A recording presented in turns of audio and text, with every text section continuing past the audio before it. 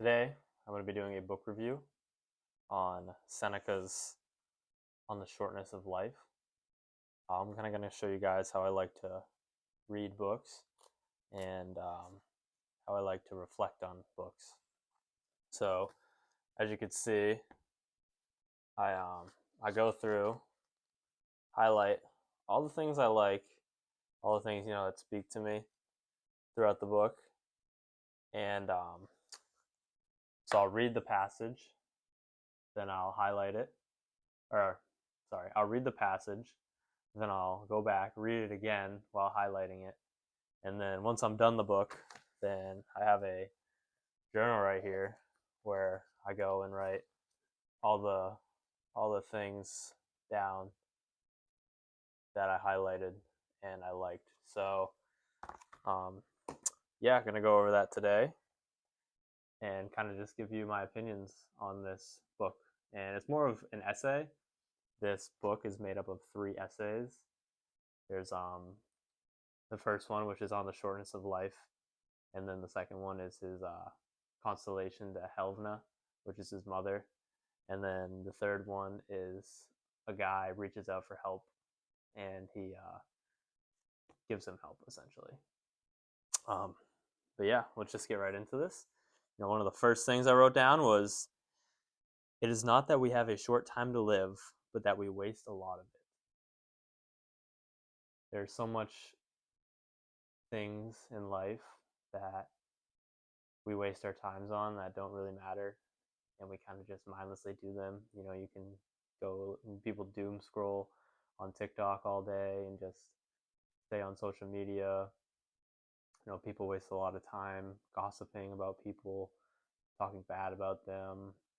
People waste a lot of time on in lust, you know, whether it's staring at girls or guys in public, or just thinking about them or thinking about lustful things. There's just a lot of time wasted, Seneca would say, and vices and these things that we really don't need to do and that aren't essential to life. So it's not that life is short, it's just in life we waste a lot of time, whether that be with drugs, social media, lust, sin, vices, all of it put together, you know. So a lot of time is wasted. Um, Life is long if you know how to use it, Seneca would say, which kind of just goes back to what I was just saying. And then he says, "It's a small part of life we really live." And, if you think about a day with 24 hours in it, you have, if you're getting 8 hours of sleep like you should be, then 8 hours, unless you don't need 8 hours of sleep, which some people don't, but most population, I would say, would do well to get 8 hours of sleep every night. So then you have 16 hours left. And depending at what phase you are in your life, you probably have school or work or something that you're giving up around 8 hours to, give or take, every day. And that leaves you with 8 hours to do your stuff. And when you think about it, that's not that much time. 8 hours is truly yours in a day. And then just think about all the things that you can waste your time on, whether it be like video games or, you commuting, if you have to commute to work. Fill in the blank. There's a bunch of things in an 8 hour time period that you do that really aren't productive or just being present and being in the moment, whether you're worrying or whatever it may be. Just a lot of time is wasted. You are living as if destined to live forever. I think you have to remember that you're going to die one day when you're doing things. And every day I try to remind myself this. It could be my last day. So why would I waste an hour on social media? Or why would I, just lay down and scroll, whatever it may be? Those are the same things, but you know what I'm saying. Just try not to waste time on stupid things that don't really matter and aren't going to benefit me. For what can be above the man who is above fortune? I really like this one because, if you're above good fortune or bad fortune, you know, fate and chance has nothing, can't do anything to you. You're not going to waste a bunch of time worrying about what's going to happen in the future, whether you're going to get lucky or you're going to get unlucky, because it doesn't matter to you because you're above that. And you understand that the future is not in your control. And for that reason, you shouldn't worry about it. It's not good or bad. It's just out of your control, and it is what it is. And if you can trust God that everything's going to work out and everything is going to be fine, then I believe you'll be okay and you'll be able to get through things. Vices will swallow up any space of time, the actual time you have. That kind of just goes back to what I was saying with, we waste a lot of our time in vices and things of that nature. You let it slip away as if it were something superficial and replaceable. Once time's gone, it's gone. I don't know how long I've been recording this, but like 4 minutes probably, something like that. That's gone. I can't buy that back. I can't go back in time. That's why I try to be time over money, because there's so many rich people in the world who say the one thing they wish they had was their youth back, or they wish they could buy time back, things that happened in the past when they were younger. And I try to, being young, try to put myself in their shoes and think, well, if I did make it to this level one day and I wouldn't even be happy because I wasted all my time now, what is the point of it all? So I'm definitely try to be more time focused than money focused, because you can never buy time. Time is a irreplaceable resource that you need to value and understand that once it's gone and there's no getting it back. And there's a set time limit, and every second that goes by, it's ticking. But among the worst offenders, I count those who spend all their time in drinking and in lust. Now, Seneca says these are the people who waste the most time, who give the most time up to things that are not useful. They're just a complete waste of time. And, I have to agree with him on that. I think it is very wasteful to just be in lust and be drinking all day. And you can honestly replace drinking with any drug of your choice. All of it's just a waste of time, in my opinion. Learning how to live takes a whole life. And which may surprise you more, learning how to die takes a whole life too. He has not lived long, just existed long. That's very, very powerful, because Seneca would say it's not, some people in old age, the only thing they have that signifies them as living long is that they're old. They don't have anything to their name. They have no wisdom, they have no knowledge. They've just existed. They've just floated through every single day, being reactive to the world, not focusing on things in their control, just taking things as they come and just flowing. And I believe that's a quick way to have a short life and look back and just wonder where all the time went. Nobody works out the value of time. Men use it lavishly, as if it costs nothing. But if death threatens these same people, you will see them praying to their doctors. People waste a lot of time until they realize that they may be dying soon. You've seen the story of the person who was working their 9 to 5 for 20 years, and then they told they get cancer, and then they quit their job and they start pursuing their dreams and enjoying their life, and then they go get a checkup, and the doctor says they're in remission. And I feel like the only there's no other explanation than that they just stopped, they stopped stressing so much and they started pursuing their dreams and stopped giving in to the norm and just being a sheep and going and working their 9 to 5 and getting their money and just not really caring about their dreams or pursuing their passions. So it's one thing that we all signed up for. I mean, we didn't sign up for, but it's the only certain you have. Life implies death, and death implies life. So you need to understand this and not waste all your time in stupid things. In the present, we have only one day at a time, each offering a minute at a time. The present is short, the future is doubtful, the past is certain. For vices have to be crushed rather than picked at. You are arranging what lies in fortune's control and abandoning what lies in your control.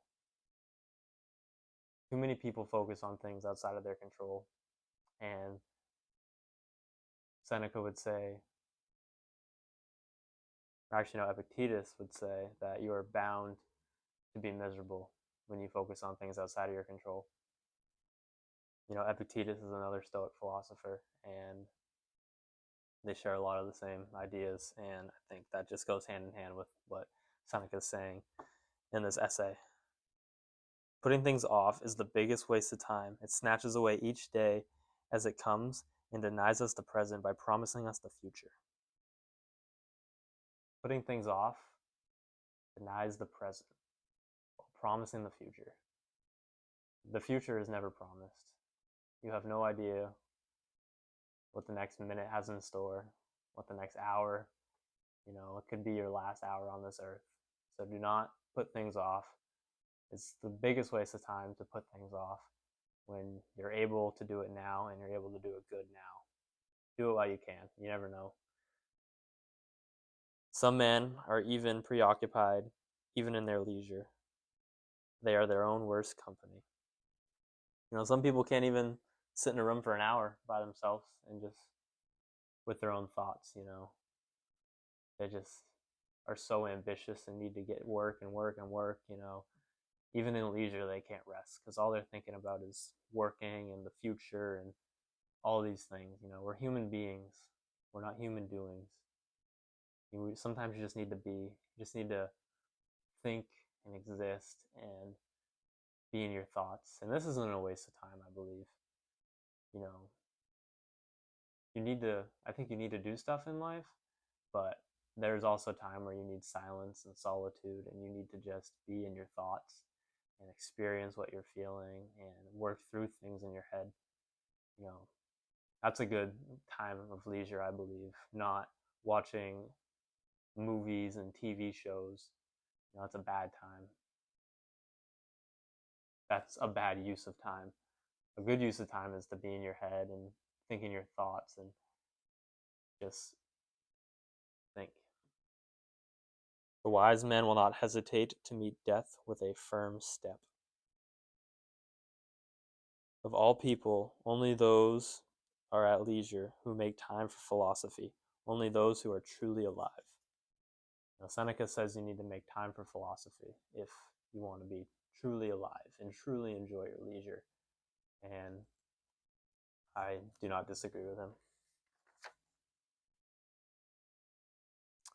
Life is very short and anxious for those who forget the past, neglect the present, and fear the future. You can't forget the past, Seneca would say forgetting the past is, well, the only reason you would forget the past is if you regret the past and regret what you did. Whether you gave into a vice or whatever it may be, that's the only reason you would try to forget the past. And that will make your life short. He has another line where he says, it's like pouring water into a cup with no bottom. You're pouring and pouring and pouring, but when you look at the cup, there's nothing there. You haven't stored anything up because you just forgot all of it. So you need to remember the past. Can't neglect the present because that's all you have. And you can't fear the future because if you fear the future, you're going to waste your present on fearing the future. And the future is out of your control. You just have to put it in God's hands and trust. You can't worry about that type of stuff.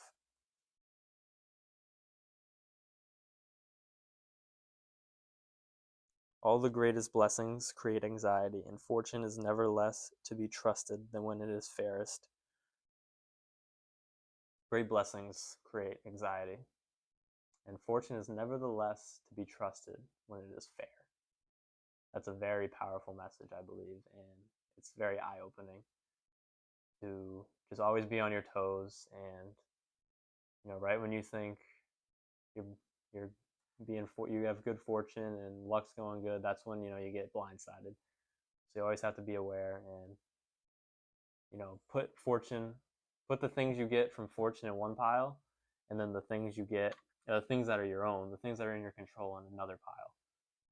So when things that you got from fortune are taken, they're not torn away from you. They're returned. You don't lose things, you return them, because all that you have is from God. So things should not be ripped away from you. They should just be returned to where they came. In this kind of life, you will find much that is worth your studying: the love and the practice of the virtues, forgetfulness of the passions, the knowledge of how to live and die, and a life of deep tranquility. That is very worthy of studying, I believe. If people want to know how short their lives are, let them reflect how small a portion is their own. Goes back to what I was saying earlier, which is, how much you sleep, work, commute to work, think about work, all these things that you give your time to, and video games, social media. Like, how much of your life is truly yours? Do not envy him. Those things are won at the cost of life. People who have things gave things up to have them. The person who's driving the Lamborghini, might have not a spare minute every single day to himself, working 24/7, doesn't even know who he is, just works. He has a lot of money, but I personally wouldn't want to trade places with him. So don't just envy people because they have what they have for a reason.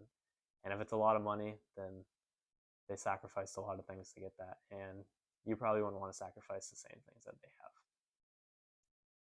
And then this is that was most of my notes. I didn't read everything, but most of my notes from the Shortness of Life essay from Seneca. Now it's the consolation to Helvna, his mother.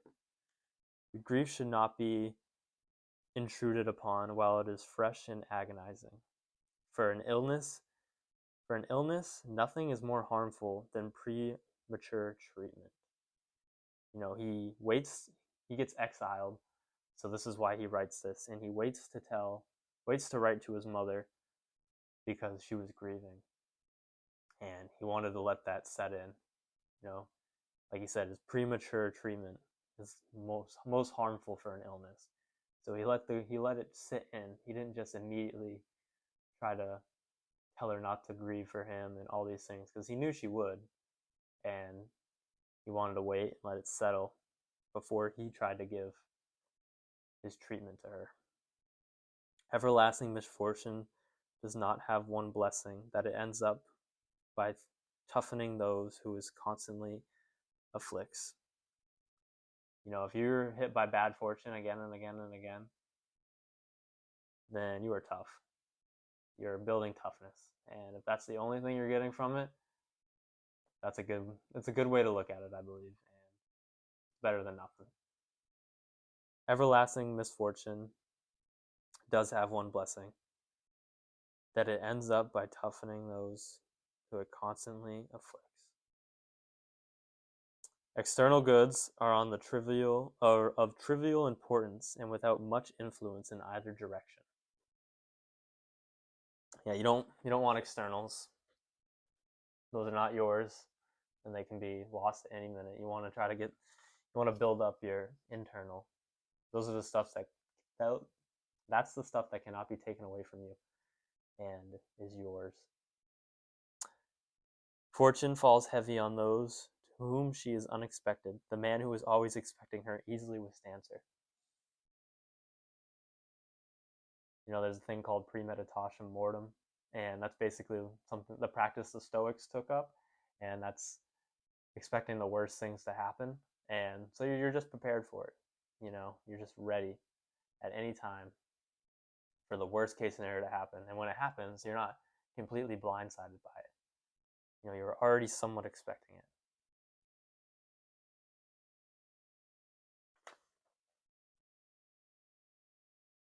I kept a wide gap between fortune and me, with the result that she has taken them away, not torn them away. Goes back to what I was saying earlier. One longs for what another scorns. Some people, you might be super sad that you have to go to work today. I'm not very thrilled about it personally. But there's someone out there who just wants a job. So you should think of that, when you don't want to go to work and do stuff in that nature, because there's someone out there who is praying to get a job, praying to have what you have that you're scorning and that you hate. There can be no place of exile in the world, since nothing within the world is alien to man. He says wherever you go, the things are the same. The sun still rises, the moon still goes up. You know, there's still nature everywhere, and you are a person of this earth. You're not a person of a country or of a city or of a town. You are a person of earth. And if back in the day, he got exiled, so he was just saying this basically because just because he wasn't living in Rome anymore doesn't mean he was dealing with anything different than what happens in Rome. It's still the same earth, and it's still the same virtues he wants to practice, and still the same nature and laws of nature. Nothing changed. Earthly goods stand in the way of genuine goods through a wayward belief in false goods. Earthly goods stand in the way of genuine goods. Powerful. To a wise man, every place is his country. There is no evil in poverty. There's no evil in poverty. I really like when they talk about that, the Stoics, because poverty is very frowned upon, but you need very little to survive, and poverty is not an evil because it is out of your control. You could live a perfect life, and you could still get let off of your job, and you could still get robbed, or all these things. It is not in your control, so it is not an evil. I know that I have lost not wealth, but distractions. Nothing satisfies greed, but even a little satisfies nature. It is his fault, not nature's, if he feels poor. Money is no way concerns the mind, any more than it concerns the gods. How often are the rich just like the poor? If you have the strength to take anyone's aspect of misfortune, you can tackle all. Sexual desire was given to man, not for enjoyment, but for the procreation of the race. No man is despised by another unless he is first despised by himself. It all starts inside. The harsher these circumstances are, the greater the courage you must summon up, and the more fiercely you must fight. No strong feeling is under our control, least of all that which arises from sorrow. It is better to conquer our grief than to deceive it. You don't want to mask your grief with drugs, alcohol, pleasures. You want to conquer it. You want to face it head on and deal with it. You don't want to mask these things because then they just get buried and they're never truly gone. They're just under a bunch of stuff. You don't want that. The grief that has been conquered by reason is calmed forever. I imagine many people could have achieved wisdom if they had not imagined they had already achieved it. You know, you can't learn things which you think you already know. You have to be humble. You can't be prideful. Socrates said he was so wise because he knew that he knew nothing. And to me, if a man like Socrates knew he knew nothing, how can I know anything? I believe Socrates was a way better man than I probably ever will be. I'll strive to be a Socrates, but I don't see it happening. But yeah, if a man like that knew nothing, what do I know? The Greeks called it euthymia, but I call it tranquility. When men do not dare or do not achieve all they long for, and all they grasp at is hope, they are always unbalanced and fickle and invincible consequences of living in suspense.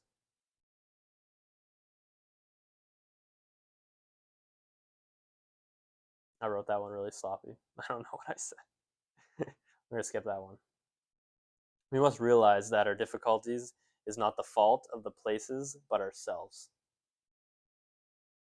Pronounce on the God nature of justice, pity, endurance, bravery, contempt of death, knowledge of the gods, and how free a blessing is that of good conscience. Often a very old man has no other proof of his long life other than his age. Now that goes back to what I was saying earlier.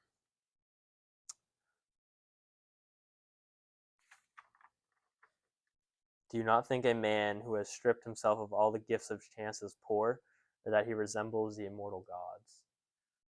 You know, that basically goes back to just being above fortune and not giving your well-being over to things outside of your control. That's a main message in all Stoic philosophers is to worry about what is in your control and to not give your well-being away to things that are outside of it. I'm going to end it there.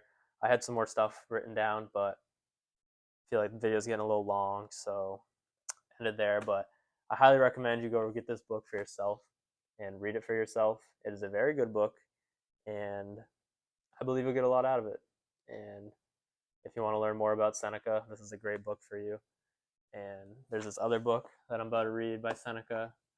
After I read this book by Epictetus, but it's Hardships and Happiness. It's by Seneca. I'm pretty sure it has the stuff in here in it.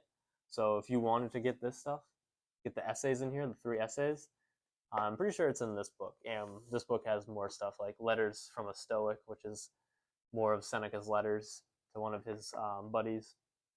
I've read that as well, but I think there's more essays in there. That's why I bought it and want to read it. But I hope y'all enjoyed this video. And yeah, I highly recommend you read books like that. Go back, highlight what you liked, and then write it down in here. Because I'm kind of building a whole little book of just quotes from books that I like, and I'll be able to go back and get summaries of books instead of reading the whole book again, which I believe will be beneficial. Thanks for watching. I'll see you on the next one. Peace.